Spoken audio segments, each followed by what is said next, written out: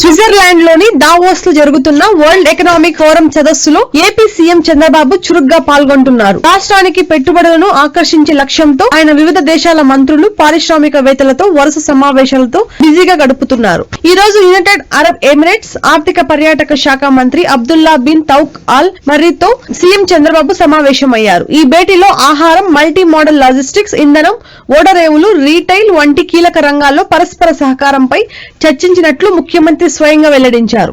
ఈ మేరకు తన ఎక్స్ ఖాతాలో సమావేశానికి సంబంధించిన ఫోటోలను పంచుకున్నారు.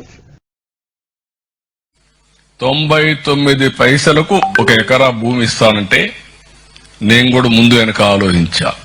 ఐటీ మినిస్టర్ గారు లేదు, ఇవాళ విశాఖపట్నాన్ని ఒక ఐటీ క్యాపిటల్ గా తయారు చేయాలని చెప్పి ముందుకు వచ్చారు.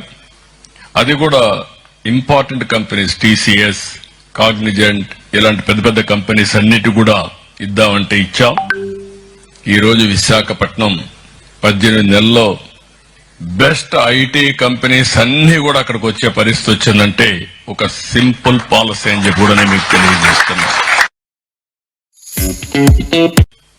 నా ఒక్క పబ్లిక్ పాలసీ ఐటీని ప్రమోట్ చేయాలనుకున్న నిర్ణయం ఈ రోజు ప్రపంచంలో 195 దేశాల్లో తెలుగు వాళ్ళు ఉన్నారంటే అది ఆ రోజు తీసుకున్న ఒక్క నిర్ణయం.